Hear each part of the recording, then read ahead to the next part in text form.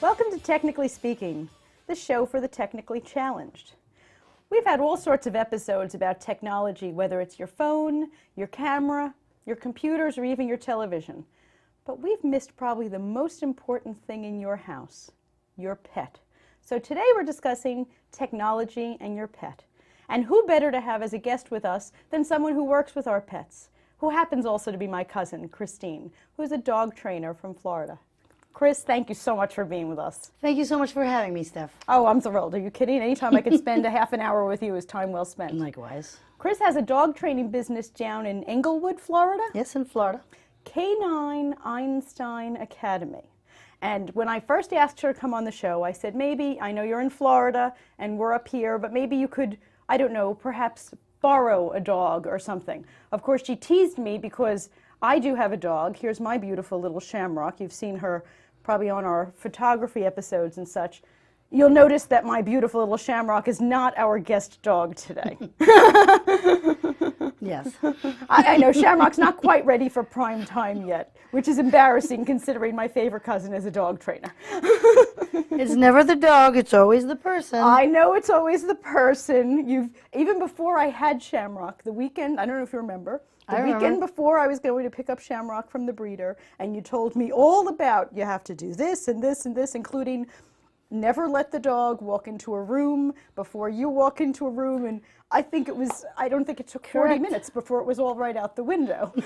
Not only was she in the room, but she weighs a whole 5 pounds. We carried her into the room, and her feet didn't actually touch the floor for the first 3 months. So I know, I've totally ruined the dog. But here's a nice picture of the dog we don't have as our guest today. She's a good dog. She's a cute dog. Not a good dog, but a cute dog. But I'm so glad you're here. So we're talking about pets and technology, which I kind of tossed that subject out to Chris and said, what do you think? And you had a million things to say. Sure. Pets, technology and pets, they go hand in hand, and it makes our lives easier. Technology makes our life easier with everything we do. So even with dogs, keeping track of them and setting boundaries for them and fun games with them. Nice. Technology is a big part of it. Well, you know, it was funny. After I called you up and asked you on, I went over to Pinterest and just typed in technology in your pet. The first one I got was this adorable dog with an iPad. That's not quite where we're going with this episode, but I thought it was just too cute. Yeah, to it's pass very up. cute, sure. But I was amazed. You know, I was kind of thinking, I wanted to have you on. There's got to be something. And they had a million things, starting with microchips, GPS trackers. Sure. What can you tell us about these things? Sure. Well, even the iPad, going back to it, they do have, since the iPad has that pet-proof, scratch-proof surface, right. They actually do have apps that cats and dogs can chase things that go past the screen. No way. Swear. Although I did read in the newspaper. I've never lied to you. Well, maybe a couple of times. But, you know, that's just a little fun game for the animals that they can do on the iPod even. I think I was reading that gorillas, because they're very intelligent and they're living in a zoo, they were giving them iPads. Sure. And the gorillas were playing with them, and they must have somehow fixed up the iPads to make them waterproof, because even dolphins were playing with the iPads. Sure. Pretty cool. Everybody likes computers. Okay, so the little dog playing with the iPad, not so far-fetched. Not at all. So I can go to work and leave the dog, and they could put your app up and let that Temple dog... Run, what? Angry Birds. Not Angry Birds. It had to be a very smart dog. Okay, but maybe the cat would like that. But yeah, and there's things that they can actually chase. Wow. That keeps them involved. And there is a scratch resistant? Yes, there is. Oh, well, thank God for that. I'm not quite sure I'm ready to ruin my iPad. But tell me a little bit about microchips, GPS. Microchips are fabulous. Usually they do them when the dog is having, or the cat is having another surgery. Okay. So that they don't have to put them under anesthesia. Oh, like if I more were than the dog once fixed or something? Right, for a spay or a neuter. While the dog is there under anesthesia, they just slip that right under Where? It's on the side usually, by the shoulder.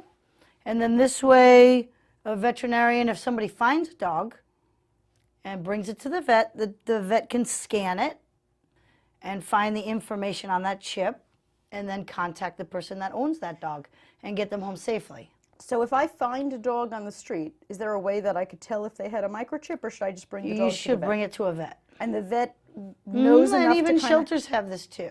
Really? Really? Yeah, because shelters usually have veterinarians on staff Okay. so that they can scan for that microchip as well. Now, when they scan, does something, I don't know, pop up on the computer screen? It gives them information, where to either the owner's name Okay. and contact information, or gives them a number, like a serial number, and then they can call that serial number in, Very cool. and then it's found. Yeah, my dog is microchipped. Really? Do you know about how much this runs?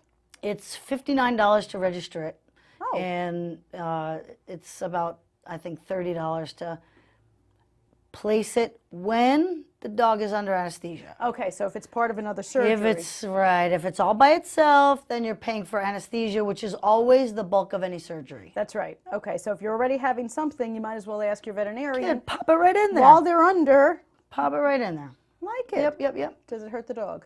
Does not hurt the dog at all. Oh, I like that. Very, very, very rare times will the dog have a reaction to it, Okay. but that's a very sensitive dog that's going to have a reaction to, anything. Anything. Now, is that the same as the GPS, or is that something different? GPS is actually something that a dog wears. Oh, like a collar? The dog will wear a GPS collar. So these are dogs that you allow out? Yeah, I wouldn't, again, most of the technology for animals Right. is actually for the person. Oh, you mean like, If my dog gets out of the house, that's my negligence. gotcha. And if the dog doesn't come when I call it, that's also my negligence In training. or lack thereof.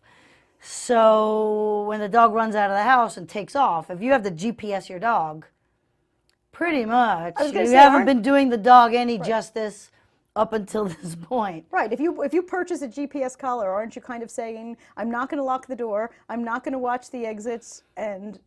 Have fun storming the castle. Now, what about cats? Now, I personally never had an outdoor cat. I always had an outdoor cat. Okay, because the cat always Same lived in the thing. house, and that's... Same thing. You could throw a camera on the cat and go see where it goes. Okay. You could throw a GPS on the cat, track it, see where it goes.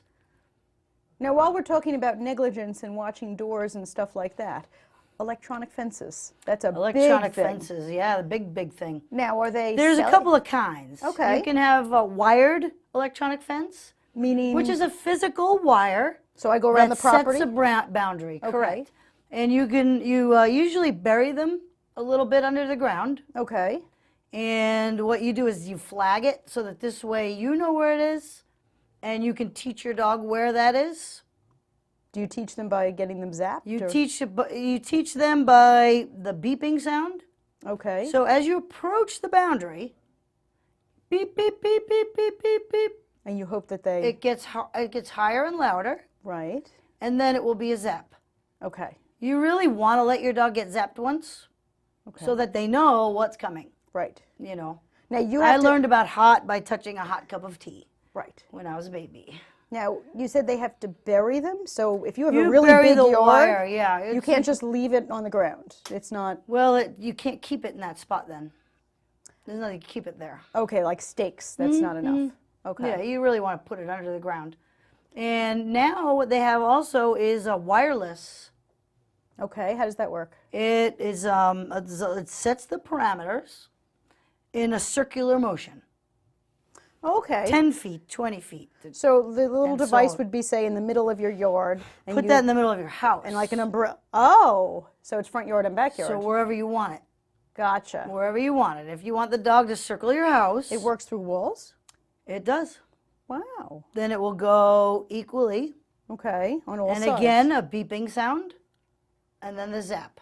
Okay. Once the dog gets the zap, it knows the beeping sound is first. They know what comes next. Gotcha. So when they hear the beep, then they say, okay, this is good enough. Now, is the level of zap that they get You harmful? can set the level of zap. Okay, It like a depends. small You dog, want I an guess. appropriate. Right. Well, it depends. Some small dogs could care less. Oh, really? Size of the dog never really matters. Okay. I've So- seen giant dogs where I give a little leash correction. Right. Da, da, da. Really? Oh, yeah. And then little dogs that are like, Yeah, like mine. bring it on. Yeah. So these So zaps it's really their dominance and their submissiveness. okay. Now, So if they're more dominant, they're gonna challenge you more. Oh yeah. so you might have to zap them a little stronger. My puppy, I will zap to leave something Right. for advanced training, Okay. off leash training, and she'll know it's coming. But if she really, really wants to do it, you can see I'll say no, and her ears will twitch. Oh, okay. Even before I zap her, because she knows it's coming. But she right. doesn't care. Oh yeah, oh yeah, oh yeah. Now, are there any dogs that would go through these electronic fences and just, I don't want to say that they have a death wish, but If there's something appetizing enough on the other side, okay. remember, dogs always make decisions, whether it's worth it. Okay. People that call dogs back with a little piece of sausage in their hand, Right. or a little biscuit. What do you got? The biscuit? Nah. Ooh, sausage? Okay. Now, if the dog leaves the electronic fence area, now they're out on the street, They're not going to come back. they would get zapped when they came in. Yes, they will. Oh, so that's kind of bad. So, they're not the be-all and end-all. Okay. The electric fence does not prevent other dogs from entering. Oh, so if there was a stray dog in the neighborhood, they might end up in your yard Absolutely. beating up your dog who can't leave. If the dog is aggressive that enters your yard, there's nothing keeping them from coming and going. Oh. Now, if they start trouble with your dog now cannot escape the dog. Gotcha. So I guess that's less expensive than putting up a fence. But Again, if you want to sit outside and you want to teach your dog boundaries, but as a dog trainer, I never recommend your dog being anywhere that you're not. Gotcha. Yeah, they can get into trouble. All sorts of trouble. And where I live in Florida. Snakes and alligators and raccoons and all kinds of stuff. Bobcats. I wouldn't let the dog out, Coyotes. especially not my little 5-pounder. Well, your little 5-pounder you really have to keep under because a little, A hawk. any bird of prey can come and Right. get it. I have a Doberman, not so much. A hawk is not going to come and get that dog, but still, there are snakes. Which is why I carry the little 5-pounder every place. Well, I know you told me there were a whole bunch of training aids that were technological. We're going to get to those in just a minute.